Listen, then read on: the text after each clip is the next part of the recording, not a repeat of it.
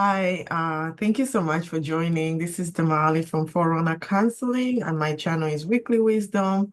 Try to put up material to help people navigate the different mental health challenges that we all go through. None of us is exempted. Uh, I think most of us have been watching the news. We've been seeing what's going on in California, the fires that are going on. And, sometimes when I read the comments and I hear the way people are so insensitive to other people's suffering because some people are rich and therefore they are not entitled to feel pain because they have money. It's very sad that some people have a way of thinking like that.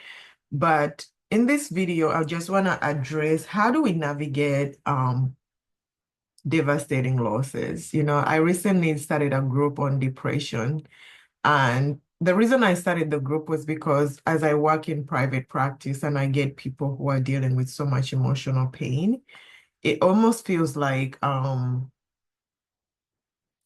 people feel ashamed when they are going through pain, especially loss, and they don't know how to talk about it, so they keep things to themselves. I've worked with people who have lost loved ones 3 years, 5 years, 10 years, and they never addressed it, only to because of their perception is if I share something, then I must be weak or something is wrong with me.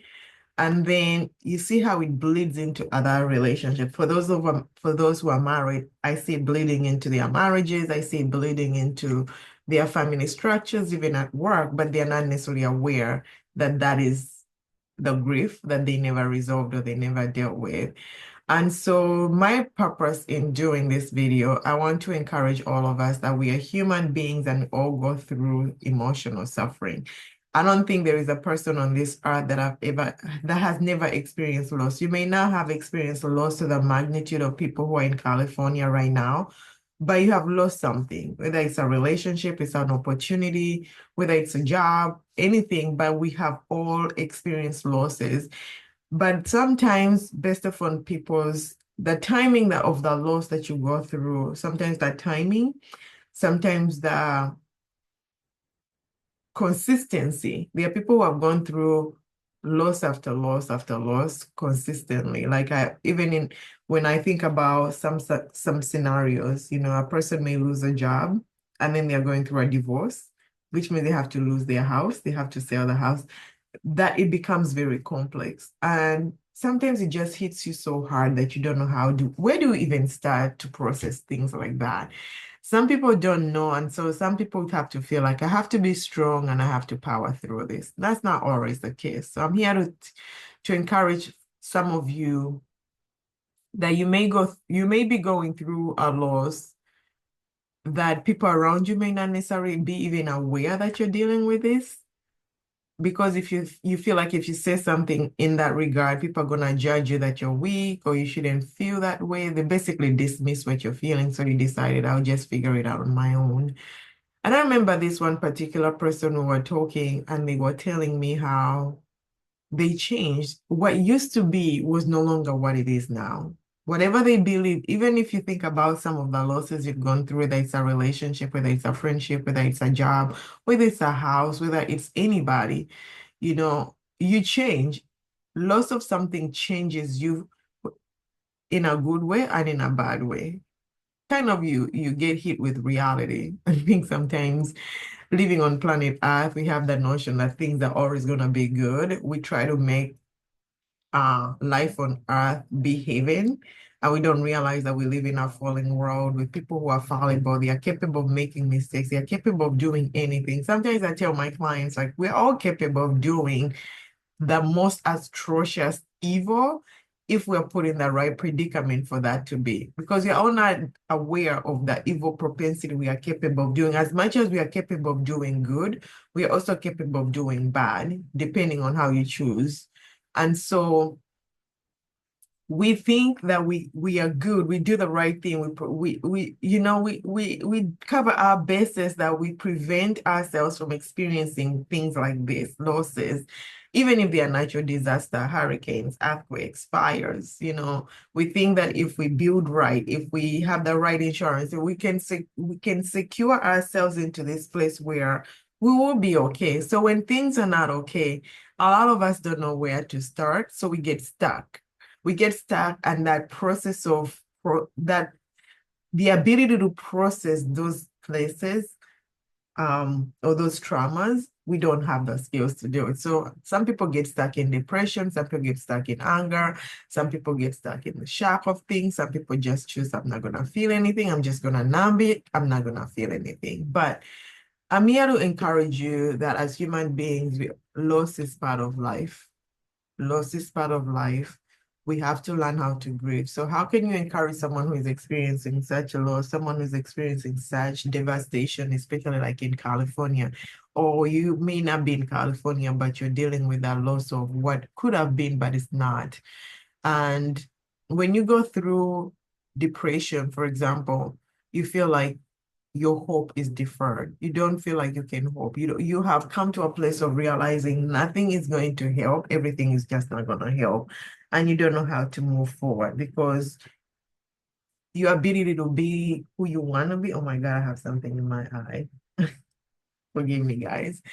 Anywho, yeah, when you are when you have lost the ability to hope because you have gone through multiple losses, you feel like everything you have attempted to do is gonna falter, it's not gonna work out. So what's the point anyway? So you give up. So it's much easier to rest in the fact that things are not going to be okay, and I have to learn to live with that being okay.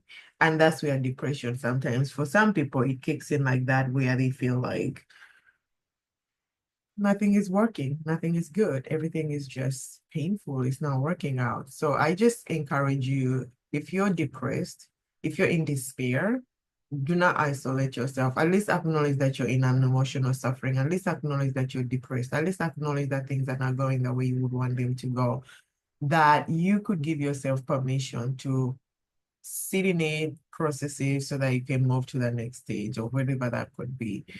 And for those of you who have loved ones that have lost something, don't try to talk them into being okay. You can support them, and support is going to look different things for different people. What may encourage you may not be what encourages somebody else. When you're in a state of loss, the most important thing is to feel like you're not alone. And not being alone means that somebody's going to validate what you're feeling. So if you're in shock and you can't believe that the house is gone, you're in shock, I can't believe the relationship is gone. I'm in shock, I have lost my job, I've lost even credit, even things like that. It's huge. For someone to just validate, I hear what you're feeling. I hear what you're saying. I'm not trying to talk you out. I'm not trying to explain why you went through, you're here because sometimes the worst thing we do is we try to make sense to people why they are where they are, in efforts to think that if they know how they came to be, somehow it's gonna change what it is right now. No. In the initial stages, you don't have to tell the person why they are where they are, unless they ask you. But even if they ask you, they're just trying to make sense of their losses. So just be with them, just sit with them, and you don't have to say much. And I tell people sometimes you don't have to fix it. You don't have to tell the person what to do. You don't have to fix it. You just have to sit with them and let them know that you're here with them. Whatever they need, whatever support is gonna look like, you're just gonna be with them. You know, my God, my eye. Please forgive me again for my eyeball. My eyeball is going through, you know? So when you're dealing with devastating losses, understand what grief is and allow yourself to grieve. Seek support, do not isolate yourself.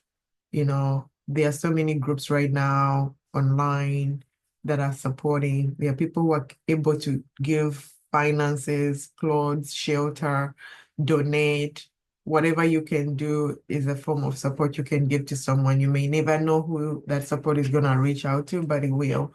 So you can learn to practice self-care. Now you can imagine self-care for someone who has lost everything is not the same as somebody who still has a home. Self-care may just look like, okay, I'm acknowledging that I've just lost everything. And I'm acknowledging that grief is going to be emotionally exhausting and physically exhausting. So I need to give myself permission to check out and just find things that I can do mentally, whether it's gratitude, whether finding the silver lining of what is still available so that you can not drown in all the suffering or the grief of it. and even connecting with people who can kind of bring you into a different mindset as opposed to the world that you're in of loss, that there you can start to have glimpses of looking at hope, even if it's not going to be 100% practical in the moment, but at least you know that it's available. And you could also start to create rituals of remembrance in a sense that you honor your loss by doing rituals that remind you of what you lost. And in the beginning, maybe suffering may be painful, but with time, it becomes easier where you can feel the love of what you're dealing with as opposed to just the pain of it.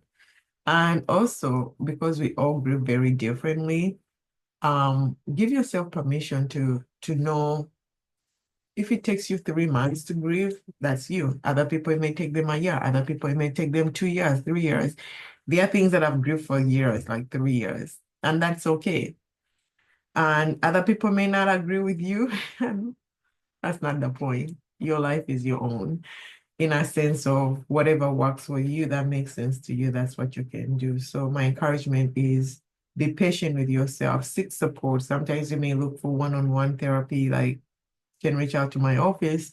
And sometimes it may be in a concept of a group. There are so many grief share programs around the country that you can register and be a part of it. But in a crisis like a fire or natural disaster, there are people in Florida and North Carolina that haven't recovered, but mentally you can choose to move into a different space. If your positions are not going to be restored the same way, at least mentally try to move into a different position. So I'm so sorry for those of you that have lost everything in these fires. There are those that have lost your loved ones, even if right now the news is highlighting a lot. We've seen last year the wars in Gaza, the wars in Ukraine, so much devastation on the earth. And you really have to know that there has to be a God, because if you're gonna go through such suffering on this earth and then that's all that there is no justice, there is no hope, there is no redemption, there is no salvation, then that's sad to comprehend. But when you have God, at least you have a hope in a greater power than what you know, that you can believe and you can trust again. So don't despair, don't be alone. Allow people to support you, seek help, seek comfort. Go to my website, forerunnercounseling.com, subscribe, and also you can get some of the blogs that I've written about losses, and you can see which one relates to you. But I also have a group on depression. If you're in a depression state right now, I'm not there to teach, I'm there to support people who are going through it, to acknowledge their losses or their suffering so that they can feel like they have a place to go to. So please feel free to reach out to me, forerunnercounseling.com. And also for those who are Christians, for those who identify as Christian, this is something that we need to talk about. Sometimes as Christians, we over spiritualize things and we forget that we are also humans. That yes, a person, especially like going through a loss of a fire, losing everything that you own and it's now ashes, you could have faith, but it's okay to be a human being and relate to others who have experienced this loss. What does that feel like? What does it feel like to go to a place that used to be home and the house is gone? What does it feel? You can be okay and feel that. You can feel that without spiritualizing it. Because that's what connects us to one another, to agree that we need God. We live in a fallen world. Life on this earth is not always 100% good, no matter how much we slice it.